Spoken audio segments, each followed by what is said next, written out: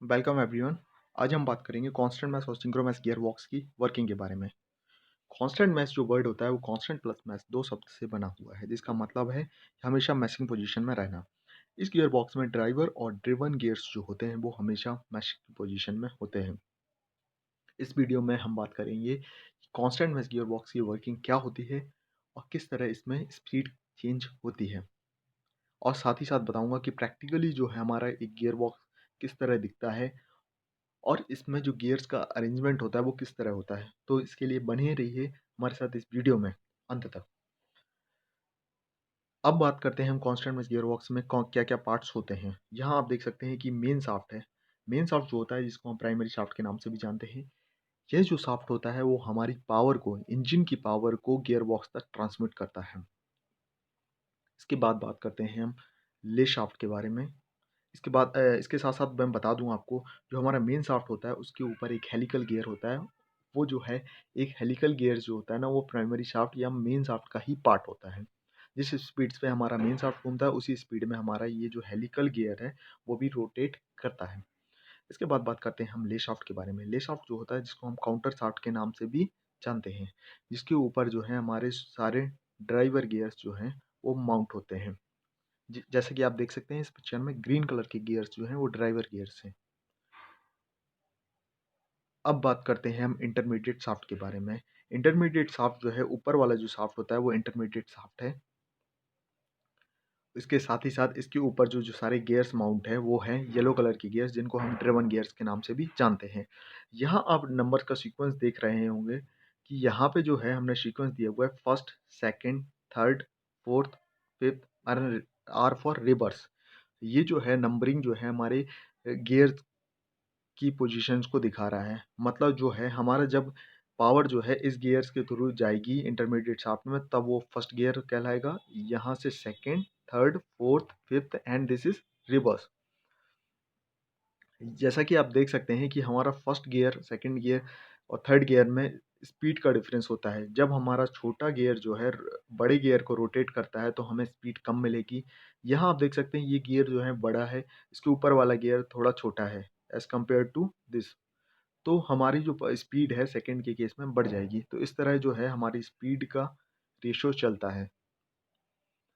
इसके बाद बात करेंगे हम शिफ्टर रॉड के बारे में। शिफ्टर रॉड की जो है हमारी एक गियर बॉक्स का ही पार्ट है, जिसको मैं आपको दिखाना चाहता हूँ। ये जो है आपको एक्चुअल में शिफ्टर फॉर्क और रॉड को दिखाऊं तो कुछ इस तरह दिखाई देते हैं। शिफ्टर फॉर्क जो है हमारे शिफ्टर रॉड के ऊपर भी माउंट होता है। जब हम गियर को शिफ्ट करते हैं उस पोजीशन में हमारा जो शिफ्टर फॉर्क है वो shifter unit in case of synchroniser unit, synchromesh gear box के केस में सिंक्रोनाइजर यूनिट जो है एज अ एक शिफ्टर यूनिट का काम करती है। उसके साथ हमारा शिफ्टर फॉर्क जो है इंगेजिंग पोजीशन में होता है। जैसा कि आप इस पिक्चर में देख सकते हैं, ये जो है हमारा शिफ्टर फॉर्क को है, और यहाँ आप देख सकते हैं ये जो कंप्लीट यूनिट है वो सिंक्रोनाइजर यूनिट है। इसके बाद हम बात करने वाले हैं शिफ्टर लीवर के बारे में। यहाँ आप देख सकते हैं ये जो है हमारा गियर शिफ्ट लीवर है। एक्चुअल में ये कुछ इस तरह होता है इसका कंस्ट्रक्शन। तो यहाँ हमने ओवरऑल गियर बॉक्स के पार्ट्स के बारे में जाना। इसके बाद हम बात करेंगे कि पावर का फ्लो कुछ किस तरह होता है गियर बॉक्स में। तो हमारी जो पावर है वो इंजन से जो पावर आती है वो मेन शाफ्ट में आती है। मेन शाफ्ट से ये पावर जो है वो ले शाफ्ट में जाती है।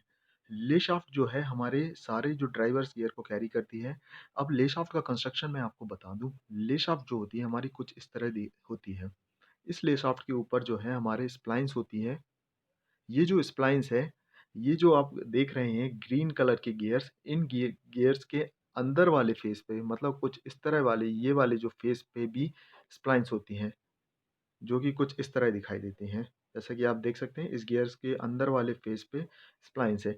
ये जो स्प्लाइंस है वो ले शाफ्ट के ऊपर जो स्प्लाइंस बनी हुई है उनके साथ मैच कर जाती हैं। तो इससे होता क्या है? इससे होता है कि जिस स्पीड में हमारा ले शाफ्ट रोटेट करता है उसी स्पीड में हमारा गियर्स भी रोटेट करना स्टार्ट कर देते हैं। तो हमारी जो पावर है वो मेन शाफ्ट से होती हुई ले शाफ्ट में आती है। ले शाफ्ट जब रोटेट करती है तो उसके साथ ही साथ हमारे ये जो ड्राइवर गियर्स हैं वो भी रोटेट करना स्टार्ट कर देते हैं। अब इस पोजीशन में ऊपर वाले गियर्स में क्या होता है? इस केस में होता क्या है कि जो हमारा इंटरमीडिएट शाफ्ट है, उसका कंस्ट्रक्शन आपको मैं दिखाना चाहता हूँ। इंटरमीडिएट शाफ्ट जो है कुछ इस तरह दिखाई देता है। इसका आप ये फेस देख सकते हैं, ये सरफेस जो है फ्लैट है और ये वाला जो सरफेस है फ्लैट है। इस फ्लैट सरफेस पे ही हमारे ऊपर वाले जो ड्रिवन गियर्स हैं, ड्रिवन मतलब ये येलो कलर के गियर्स जो हैं रेस्ट करते हैं। और साथ ही साथ आप देख सकते हैं कि बीच में कुछ पार्ट पे हमने स्प्लाइंस का भी प्रोविज़न दिया हुआ है। ये जो स्प्लाइंस होती हैं, इन स्प्लाइंस के ऊपर हमारी जो सिंक्रोनाइज़र यूनिट है, ये सिंक्रोनाइज़र जो यूनिट है, वो रेस्ट करती है। सिंक्रोनाइज़र यूनिट के अंदर भी एक हब होता है, कुछ इस तरह इसमें हब होता है। वो उस हब पर भी स्प्लाइंस होती हैं। वो जो स्प्लाइंस है, वो इस स्प्लाइंस के साथ मैच करती हैं। तो उससे होता क्या है, जिस स्पीड से हमारी सिंक्रोनाइज़र यूनिट रोटेट करती है, उसी स्पीड से हमारा इंटरमीडिएट शाफ्ट भी रोटेट करना स्टार्ट कर देता है। ये चीज़ आपको क्लियर है। और यहाँ आप जो फ्लैट सरफेस है, यहाँ देख सकते हैं आप, ये सरफेस फ्लैट सरफेस है और इसी तरह हमारे जो येलो कलर का जो गियर होता है, उसका सरफेस भी कुछ इस तरह ही फ्लैट होता है। तो इससे होता क्या है, हमारा जो ये गियर है, ये जो गियर है, ये हमारे इंटरमीडिएट शाफ्ट के ऊपर फ्रीली रोटेट करता है। अब इस केस में अब मैं बताऊँ आपको कि पावर कैसे फ्लो होती है।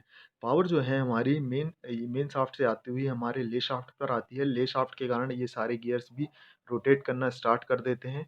जब ये गियर्स रोटेट करते हैं तो इसके साथ हमारे जो येलो कलर के, जिनको हम ड्रिवन गियर्स के नाम से भी जानते हैं, वो भी रोटेट करना स्टार्ट कर देते हैं।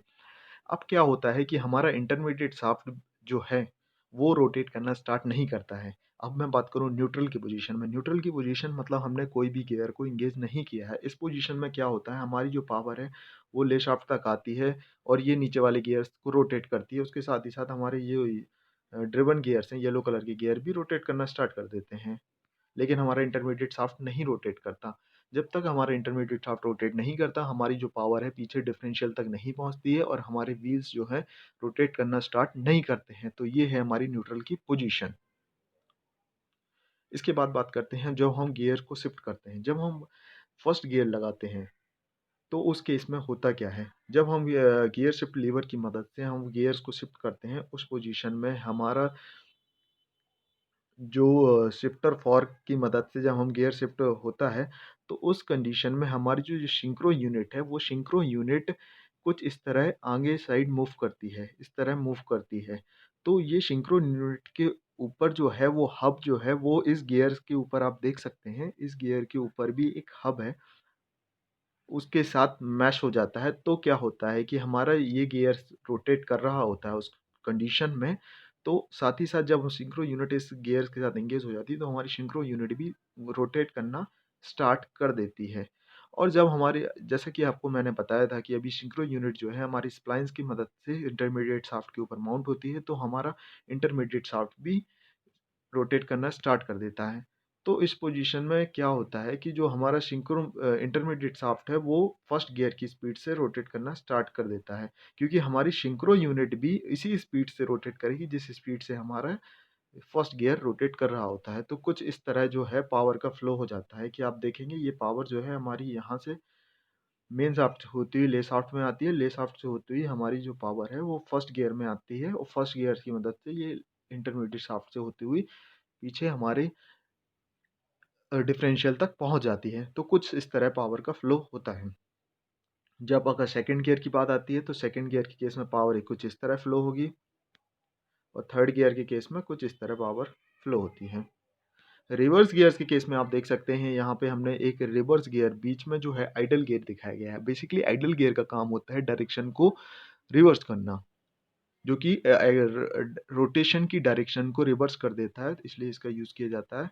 पावर कुछ इस तरह ही रिवर्स ट्रांसफ़र होती है जिस तरह फर्स्ट या सेकंड गियर में होती है, लेकिन इस गियर के यूज़ से पावर जो है हमारी उसकी डायरेक्शन बदल जाती है। तो कुछ ये ओवरऑल वर्किंग हो गई। इसके बाद हम बात करेंगे ओवरऑल गियर बॉक्स के बारे में, जो कि आप देख सकते हैं। अभी मैंने आपको सारे गियर्स के बारे में बताया, 1 2 3 4 5 प्लस रिवर्स, मतलब ये जो है 5 + 1 स्पीड का गियर बॉक्स था। तो हमारा गियरबॉक्स का पर्पस होता है कि जब हमें स्पीड की रिक्वायरमेंट होती है और टॉर्क की रिक्वायरमेंट होती है, क्योंकि स्पीड एंड टॉर्क जो है दोनों ही साथ चेंज होते हैं। मतलब कि जब जैसे कुछ सिचुएशन ऐसी आती है जब में हमें हाई टॉर्क की रिक्वायरमेंट होती है, तो हमारा जो फर्स्ट गियर है, फर्स्ट सेकंड के गियर के केस में हमें हाई टॉर्क मिलता है, और जब हमें स्पीड जो है हाई स्पीड की रिक्वायरमेंट होती है, हम फोर्थ और फिफ्थ गियर का यूज़ करते हैं स्पीड को बढ़ाने के लिए। यहाँ आप देख सकते हैं एक्चुअल गियर बॉक्स दिखाया गया है। यहाँ जो पावर है वो इंजन से कुछ इस तरह आती है। यहाँ आप देख सकते हैं ये जो है हमारी वॉल बेयरिंग है, जो कि जो हाउसिंग होती है हमारी गियर हाउसिंग, उस पर रेस्ट करती है। उसके बाद जो है हमारी पावर जो है, ये देख सकते हैं ये हेलिकल गियर है, जो कि प्राइमरी शाफ्ट का ही पार्ट होता है। कुछ इस तरह पावर जो है हमारी यहाँ ट्रांसफ़र होती है। इसमें आपको मैं दिखाना चाहता हूँ, ये जो है हमारी बीच में सिंक्रो यूनिट है। इसी को बोलते हैं हम सिंक्रोनाइज़र यूनिट। इसी की मदद से ही हमारा गियर बॉक्स काम करता है। स्पीड का जो चेंज होता है वो सिंक्रो यूनिट की कारण होता है। इसके बाद हम बात करने वाले हैं कि हमारे गियर बॉक्स में कौन-कौन से गियर्स यूज़ होते हैं।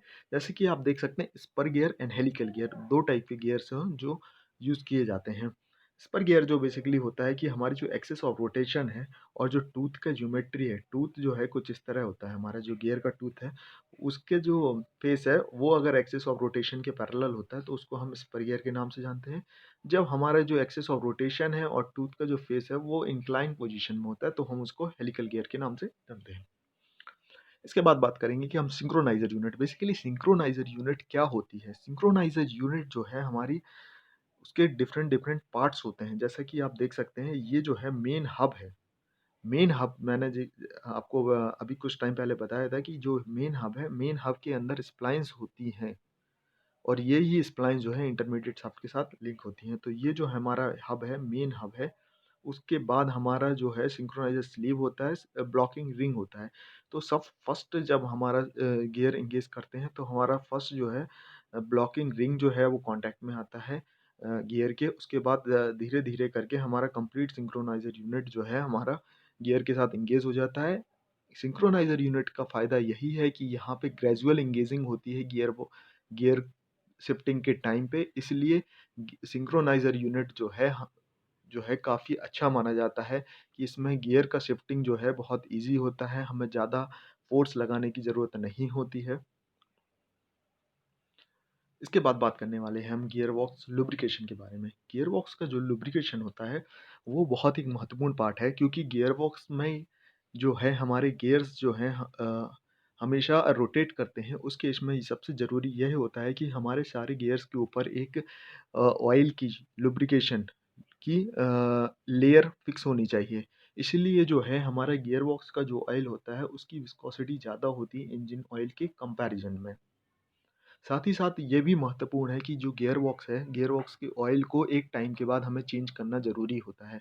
क्योंकि क्या होता है, गियर बॉक्स जब चलते-चलते वो जो ऑयल है वो कंटामिनेट हो जाता है, तो उस केस में गियर बॉक्स की, और साथ ही साथ जब गियर बॉक्स कुछ समय के बाद गियर जो ऑयल होता है उसकी लुब्रिकेशन प्रॉपर्टीज़ भी चेंज हो जाती है, तो वो जो सही से लुब्रिकेट भी नहीं कर पाती है। उस केस में हमें गियर बॉक्स हीटिंग की प्रॉब्लम्स आ सकती है, गियर बॉक्स के जो टीथ हैं वो डैमेज हो सकते हैं। इस तरह की समस्याएँ आती हैं। इसलिए हमें जैसे कि कुछ कार्स वगैरह में हमें जो है 25,000 से 30,000 की किलोमीटर के बाद हमें गियर बॉक्स का जो ऑयल है वो चेंज करना चाहिए।